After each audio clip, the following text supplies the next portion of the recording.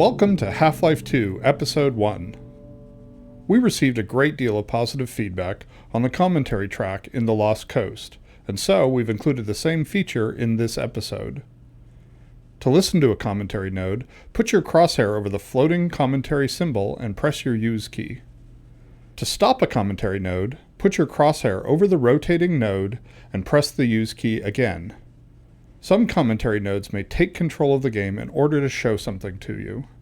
In these cases, simply press your Use key again to stop the commentary. With episodic content, we are hoping to release games much more frequently than has been possible with the monolithic development schedules of the past. Game developers and game customers have been wanting to try this for years. Please let me know what you think after you've had a chance to play this, our latest installment in the ongoing adventures of Gordon Freeman. I can be reached at gayben@valvesoftware.com. Thanks, and have fun! Mondja csak, Dr. Freeman, oly sok pusztítást vitt véghez, de létrehozott bármit is. Csak egy valamit nevezzen meg. Ne látja.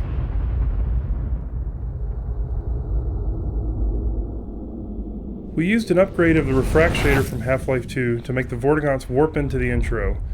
The major difference is that this time we are only refracting pixels that come from the Vortigaunts themselves. We placed a large sheet of refractive geometry in front of each Vortigaunt to achieve this effect. This intro sequence establishes some important initial pieces of Episode 1's story and setting.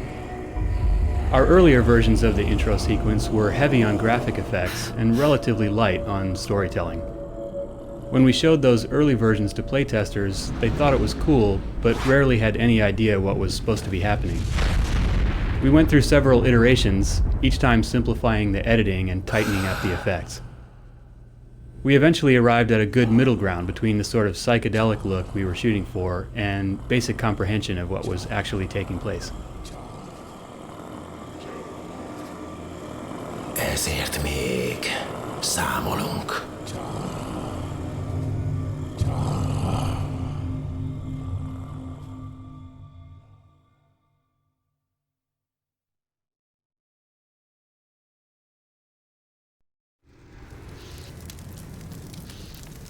Valahol itt kell lennie.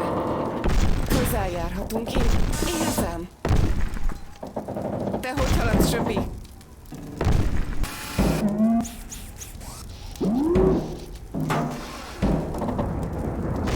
Söpi, találtam valamit. Dobjál mindent és segíts nekem itt. Istenem! Gordon! Annyira aggódtam. Hé, a gravitor puska! Add neki, Csöpi! Látod, Gordon? Csöpi örül, hogy lát. Látszik rajta. Oké, Csöpi, üzemeljük be a monitort, hogy beszéljünk apámmal. Már halálra aggódhatja magát. Biztos volt benne, hogy nem talállak itt. A Citadella tényleg szétesőben van. Azt sem tudom, hogy jutottunk ki. Az utolsó, amire emlékszem, Brin zuhan, egy hatalmas robbanás, majd vortigantok. Aztán Csöpi kikapart a romok közül. Fura ez az egész.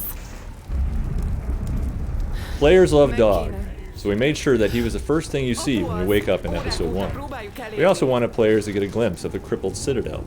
When Dog lifts you out of the rubble, it's one of the few instances in the game when we take control of the player's view. This allowed us to ensure the player's view lingered briefly on the Citadel before Dog set them down.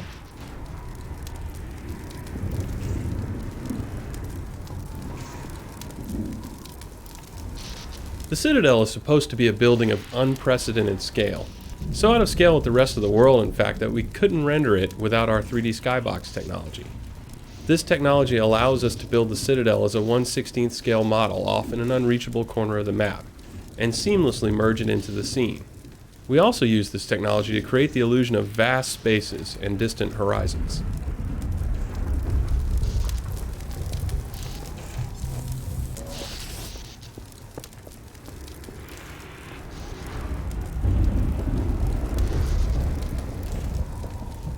Since we never take control away from the players, it can be a real pain to get them to notice important environmental events.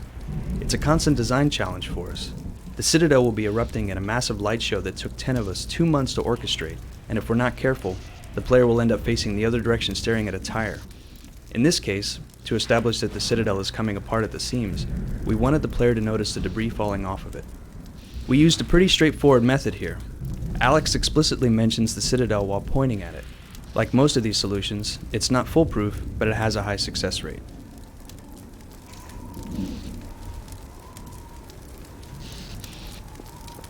This area was redesigned several times in order to keep the player in this space while Alex delivers some exposition. As much as we hated to do it, the final solution was to have Alex climb out while the player looks for an alternate route. We portray Alex as more athletic and nimble than Gordon, so players shouldn't get too irritated by the fact that she can get to places they can't. Honestly, we're not especially happy with this crutch, but it's a trade-off we sometimes have to make so that we can get Alex out of the way of interesting player challenges.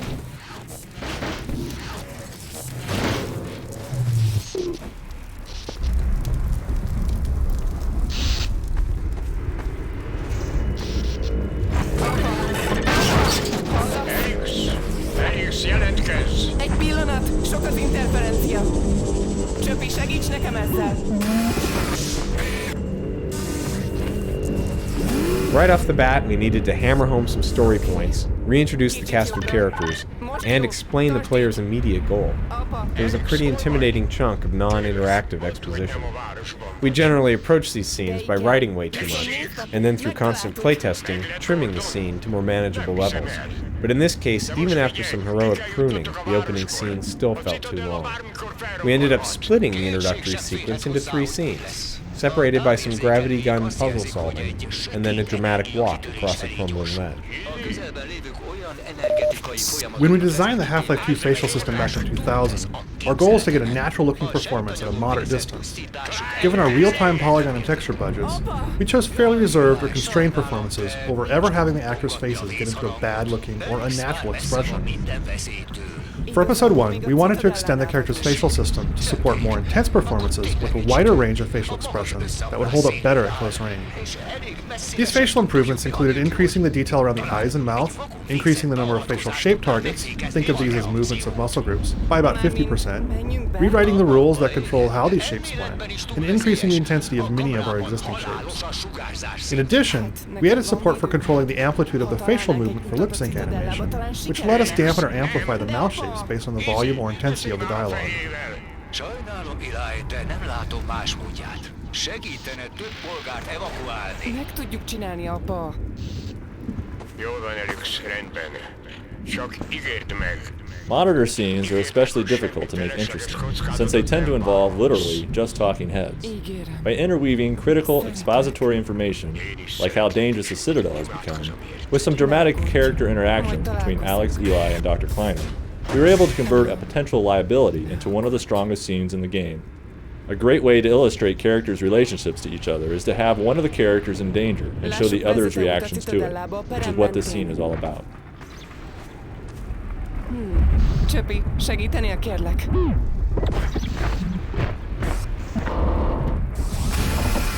Sometimes we need to keep the player in an area so that we can deliver some critical dialogue or run an important sequence of events. In these cases, we temporarily block the player's path using what we call a gate. These gates generally take the form of some obstacle that can only be removed or opened by some character or event. In this case, the obstacle is a crashed gunship that can only be moved out of the way by Dog. Though the final scene looks pretty straightforward, a lot of care had to be taken to make sure that Dog hit his marks and played his sequences without trampling and damaging the player.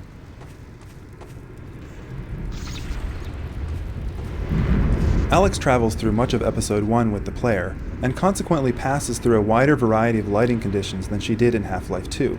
This meant that we had to improve the quality of the lighting algorithms used on Alex to look realistic in any situation, from the eerie hallways of the Citadel to the streets of City 17 at sunset.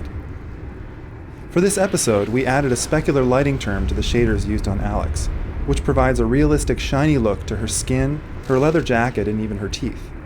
In these new lighting calculations, we chose to specifically emphasize bright highlights caused by illumination from grazing angles. This type of lighting, also referred to as rim lighting, is particularly dramatic when coming from low-angle light sources such as this bright sunset. You'll also note that the rim lighting is further enhanced by our high dynamic range post-processing, which causes the specular highlights to bloom in a striking and dramatic fashion. We have found that the move to an episodic development cycle allows us to take advantage of the fast pace of graphics hardware innovation by incrementally adding new features, such as Alex's new lighting techniques, to the source engine with each new episode.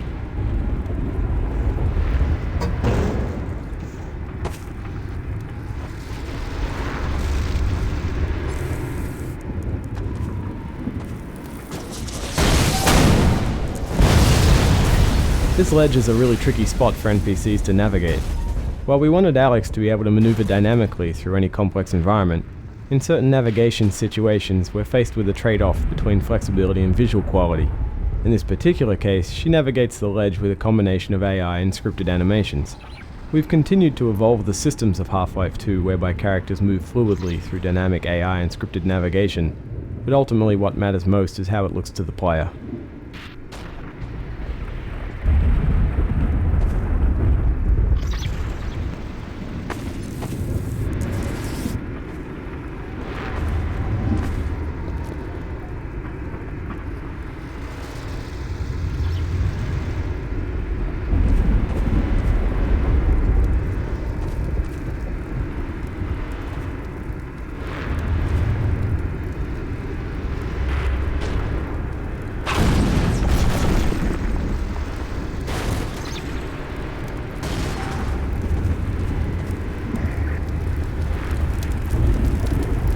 Our games are created by design collectives that we call cabals. When the idea to have you and Alex sit in a van and then have Dog toss it across the gorge was first suggested during a cabal meeting, everyone thought it was funny, and then we moved on to more serious solutions for the gorge crossing. As the design progressed though, we kept coming back to the van idea, and eventually everyone agreed that we should give it a try. Even though the idea was kind of outrageous, it satisfied some key goals we had for the scene. Alex and the player get across the impassable gorge, and Dog is able to play a key role in the mission while also plausibly getting left behind. There were still some problems to solve though. Attaching animated models to the van was tricky, making sure the van didn't kill the player took some thought, and it took a number of tries before we were able to really illuminate Dog's thinking, as he went from testing his idea with chunks of debris to finally presenting the plan to Alex. Ultimately, we were able to create a scene that solved some tricky game design issues, provided an intimate view of the relationship between Alex and Dog, and delivered a surprising and visceral entrance to the Citadel.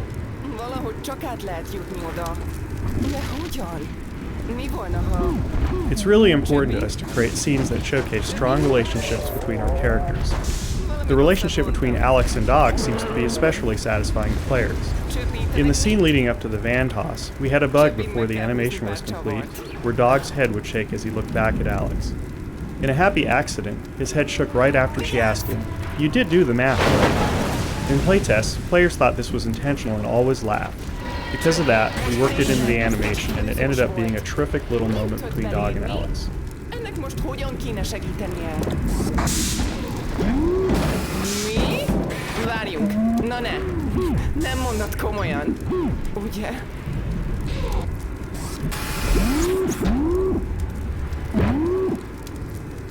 Nos, Gordon, ha csak nincs ennél jobb javaslatod, robot, kimatekozta. Ugye, kimatekoztad? Aha. Tűnj el innen, amilyen gyorsan csak tudsz. Keresd meg aput. Majd találkozunk, ne aggódj. Jól van. Te is hiányozni fogsz. Miattam ne aggódj, később találkozunk. Szállj be az anyósülésre, Gordon.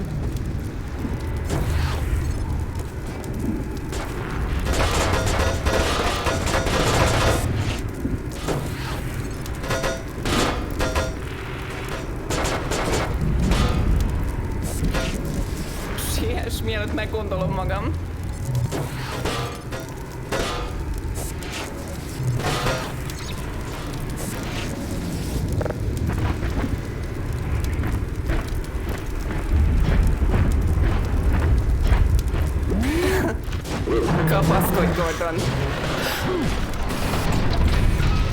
Csöpi, essünk neki! Mielőtt meggondolom. Oké. Finoman, kapaszkodj!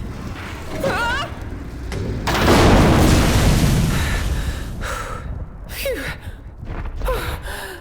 Szép dobás, Csöpi! Most menj, haver, indíts! Rendben leszel, csak... Húha! Ez meg mi? Ha? Készülj fel!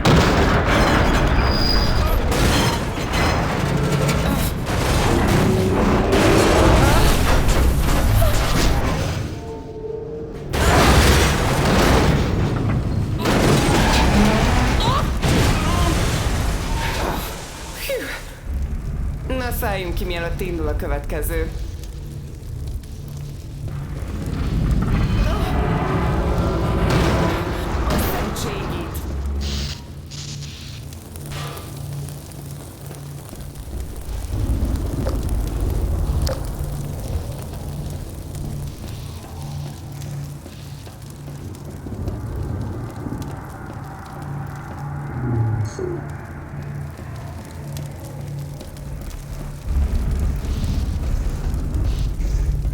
To convey a sense of urgency, we originally designed Alex to nag the player pretty frequently. She'd say things like, "Hurry up and keep moving." Whether or not this created a sense of urgency is debatable, but after about 3 minutes of this, the one thing it definitely did was make the player hate Alex. This was one of the observations that eventually led us to switch Alex from generally leading the players to almost always following. Through playtesting, we discovered that players much preferred to set the pace themselves, and that they especially disliked virtually any hint of bossiness from Alex.